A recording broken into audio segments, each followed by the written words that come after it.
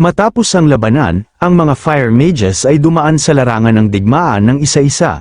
Nagtaas ng mga alon ng nakapapasong apoy na sinunog ang lahat ng mga halimaw at undead hanggang sa maging abo, tinitiyak na walang natira na maaaring muling bumangon. Ang mga itim na labi ay mabilis na gumuho sa ilalim ng matinding init, habang ang nananatiling amoy ng sunog na laman at mana ay dahan-daang kumalat sa buong kanyan. Pagkatapos ay nagtanong ang pangalawang komandante na si Codrim, ang pakikipag-usap sa mga wraith ay isang bagay. Ngunit ano ang tungkol sa mana na naiwan ng mga patay na mages?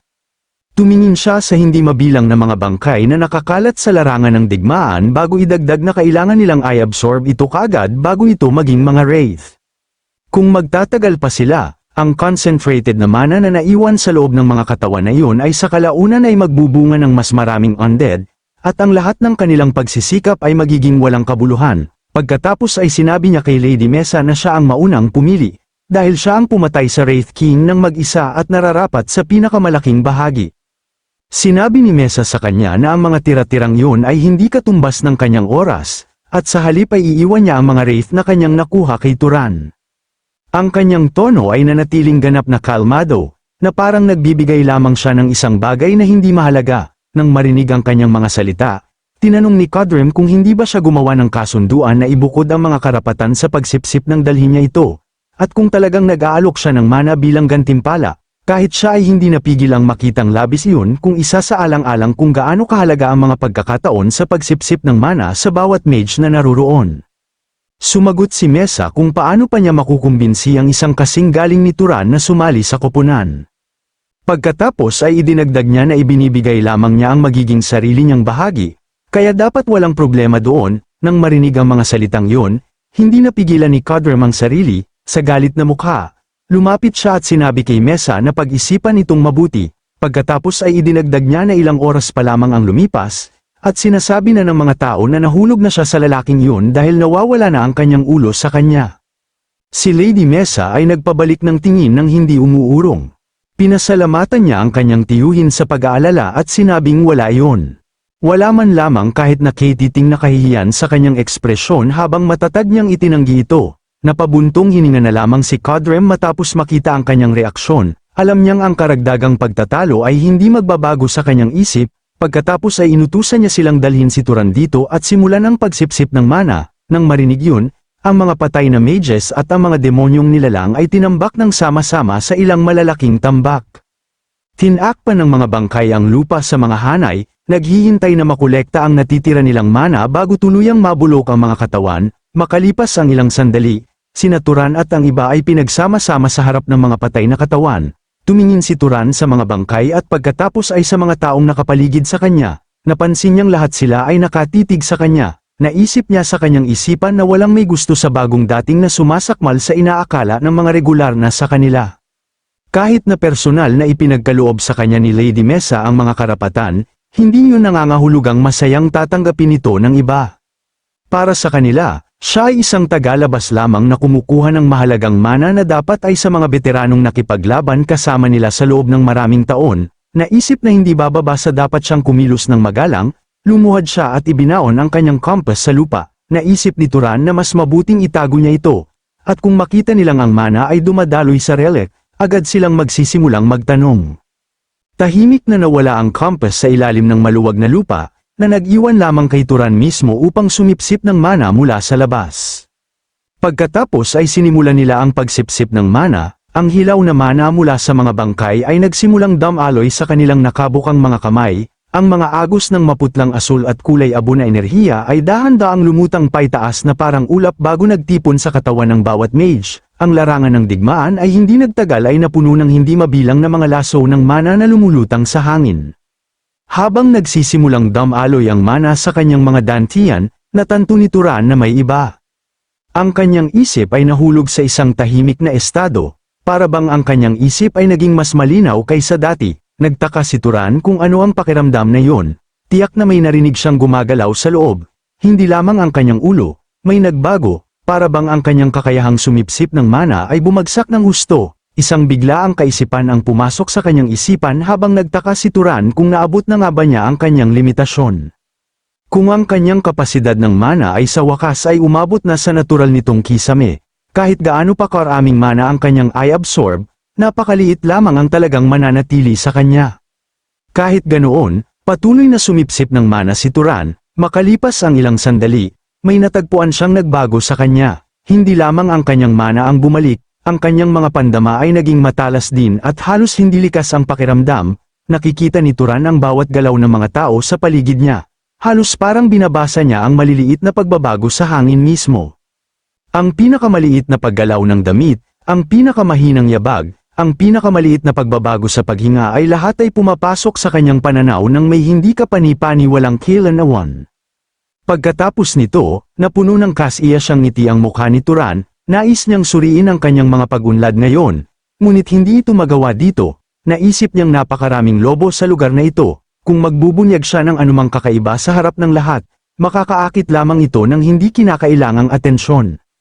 Pagkatapos ay nakita ni Turan si Lady Mesa na nakaupo sa isang sulok sa isang bato, tahimik na tumitingin sa isang bagay sa kanyang kamay. Lumapit siya sa kanya, lumingon din si Mesa sa kanya at tinawag ang kanyang pangalan. Nang makita siya rito, tinanong ni Mesa kung may problema ba sa pagsipsip ng mana. Sumagot si Turan na salamat sa kanya kaya naging maayos ang lahat. Pagkatapos ay sinabi niya kung aalamin niya kung bakit siya nag-abala na tulungan siya. Bagamat pinahahalagahan niya ang kanyang kabaitan, hindi niya maaaring baliwalain na nagpakita siya sa kanya ng hindi pangkaraniwang pabor mula nang magkita sila. Sumagot si Mesa na hindi niya talaga masabi sa kanya ngayon at sinabing ituring na lamang itong personal na pabor mula sa kanya. Nang marinig ang kanyang mga salita, naisip ni Turan sa kanyang isipan na hindi ito amoy ng pag-ibig. Sa halip, tila may halo-halong komplikadong motibo na naglalaro rito, isang bagay na hindi pa niya handang ibunyag. Pagkatapos ay sinabi ni Turan kung ganoon, tatanggapin niya ang kabutihan ng isang kaibigan ng may pasasalamat. Si Lady Mesa ay ngumiti lamang sa kanyang mga salita. Pagkatapos ay itinuro ni Turan ang bagay sa kanyang kamay at tinanong kung ano yun. Sumagot si Mesa na ito ay isang detection artifact na kayang mahanap ang mga matatalinong nilalang sa malapit at sinusuri niya kung may mga naiwan. Ngunit tila naayos na ang lahat. Tumingin si Turan sa artifact at naisip na ito ang top-tier tracker artifact na binanggit ni Chiron, ang mula sa Zahar. Ang makita ito gamit ang kanyang sariling mga mata ay nagpamulat sa kanya kung gaano talaga kahalaga ang kagamitan ni Lady Mesa. Sa sandaling yun, may isang nasasakupan na dumating at nagulat na handa na ang mga bilanggo. Pagkatapos ay tumayo si Lady Mesa at tinanong si Turan kung nais niyang sumilip, pumayag din si Turan. Ang mga nakaligtas na bilanggo ay pinagsama-sama at mahigpit na tinalian ng makapal na lubid. Ang kanilang mga pinsala ay malubha at marami sa kanila ay halos hindi na nakakapagpigil ng malay. Habang sila ay nagdurusa, ang mga bilanggo ay tumawag sa mga guard monsters at nagreklamo na masakit. Ikinarga ng tagapag-usisa ang kanyang mana habang sinasabing kung sasagat sila, hindi niya sila sasaktan, ngunit kung magsisinungaling sila sa kanya, mas masakit iyon kaysa dati. Nang marinig yun, nanginig ang mga bilanggo sa takot. Pagkatapos ay kinaladkad niya ang isang duwende pasulong at ipinakita sa kanya ang sandata na kanilang dinala. Tinanong kung ano yun.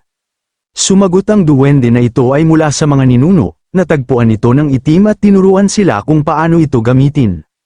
Naunawaan ng tagapag-usisa na ang itim ay marahil ang Wraith King. Pagkatapos ay muli niyang tinanong kung kailan hinailan ng mga duwende ang getilyo, may uri ng shell na lumabas.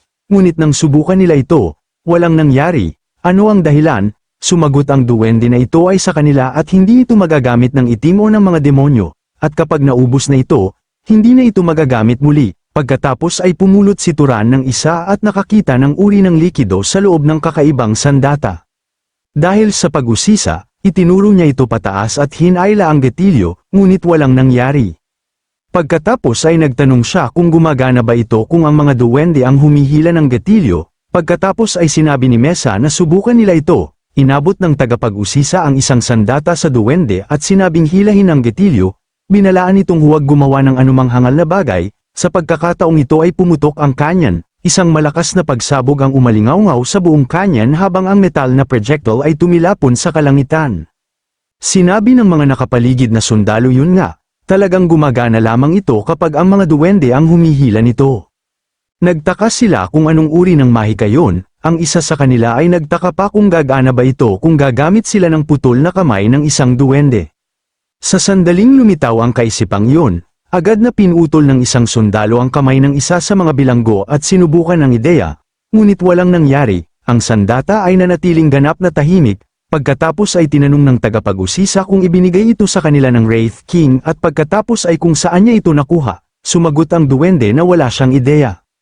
Simpleng nakuha lamang ng Wraith King ang isang pilak na korona at biglang nagkamit ng baliw na kapangyarihan.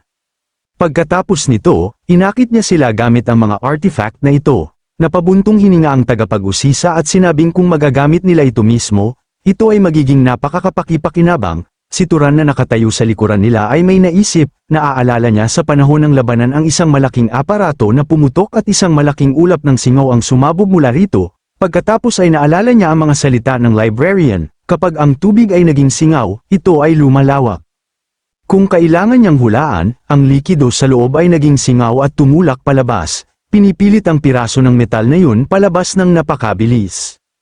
Kaya iyon ang dahilan kung bakit kailangan nilang maglabas ng singaw bago ito gamitin. Pagkatapos ay tinapos ng mga sundalo ang pagmamanman sa kanyan at nagulat kay Lady Mesa. Nagtanong si Mesa kung nakakita sila ng anumang dokumento o libro sa loob. Sumagot ang mga scout sa negatibo at sinabing may ilang bangkay lamang dito at doon. Pagkatapos ay inutusan niya silang magpatuloy at tapusin ito. Matapos ayusin ang lahat, sabay silang naglakad patungo sa labasan. Pagkatapos ay iniwan nila ang kanyan at naglakad sa bukas na kapatagan sa labas, kung saan ang sariwang hangin ay sa wakas ay pumalit sa nakakasakal na amoy ng dugo at abo. Pagkatapos ay sinabi ni Turan kay Mesa na dadaan siya sa kampo at sinabing isama si Biz. Sinabi ni Mesa na tila magandang ideya yun at nagtanong kung magkikita pa sila. Tumango si Turan at sinabing sa susunod ay tiyakin niyang babayaran ang kanyang utang mula ngayon. Idinagdag niya na ayos lamang na magaan ang loob para sa paglipad, ngunit dapat pa rin kumain si Mesa dahil nag-aalala siya sa kanya. Nakita kung gaano kaliit ang kanyang kinakain kamakailan, hindi niya napigil ang banggitin yun bago umalis. Tahimik si Mesa sandali bago tumugon ng may ngiti na tatandaan niya yun. Sa kampo, si Codrem ay nakikipaglaro sa alagang agila ni Turan. Nang makita yun, lumakad si Turan patungo sa kanila at sinabi kay Codrem na mukhang masaya siya. Nang makita si Turan, tumayo si Codrem at nagtanong kung siya ay nasugatan kahit saan. Agad na tumalon ang agila patungo kay Turan, masayang sinasabi sa kanya na si Codrem ay masaya. Hinaplos ni Turan ang ulo nito at sumagot na ayos lang siya. Pagkatapos ay idinagdag niya na naging maayos ang pagsupil at kakaunti lamang ang mga nasawi. Pagkatapos ay sinabi niyang oras na para umalis siya. Nagtanong si Codrem kung aalis na siya ng ganoon kabilis at hiniling na manatili siya para kumain. Sumagot si Turan na hindi ito posible ngayon. Idinagdag din ni Turan na sumipsip siya ng mana ng Wraith sa loob. At kahit na walang nagsasabi nito ng malakas, sigurado siyang may maraming hinanakit sa kanya. Ang pananatili pa ay magiging mas hindi komportable para sa lahat ng kasangkot. Kinamot ni Codrem ang kanyang baba na may malungkot na ekspresyon at sinabing wala nang magagawa. Pagkatapos ay binuhat ni Turan ang kanyang agila at nagtanong tungkol kay Codrem at kung ano ang gagawin niya ngayon. Sumagot si Codrem na uuwi siya at doon na aalamin. Idinagdag niya na malamang ay magre-retiro na siya at hahanap ng maliit na bagay upang makalipas ng oras. Nagreklamo siyang nagsisimula ng sumakit ang kanyang mga buto at sapat na ang kanyang paglalakbay sa isang buhay. Habang umaalis si Turan, lumingon siya at sinabi kay Codrem na mabuhay ng matagal. Sumagot si Codrem nang may ngiti na susubukan niya. Pagkatapos nito, naglakad si Turan sa isang tahimik na lugar at tumayo roon sandali. Nagtanong ang agila kung bakit hindi siya umaalis. Sinabi ni Turan na maghintay sandali dahil may kailangan siyang suriin. Pagkatapos ay iwinagayway ni Turan ang kanyang kamay. Isang malakas na alon ang tumawid sa lupain, umihip ang hangin palabas mula sa kinaroroonan niya sa bawat direksyon, nagpadala ng alikabok at maluwag na damo na lumilipad sa kapatagan. Patuloy na tumataas ang presyon habang hindi makayanan ng agila at tinangay ng marahas na pagsabog ng hangin. Tumawa si Turan dahil nagising siya sa isang bagong bloodline. Ito ay isang bagay na naisip niyang maaaring mangyari ngunit matapos ang lahat ng kanyang naranasan, ang selyadong bloodline ng Arabian ay sa wakas ay nagising sa kanya.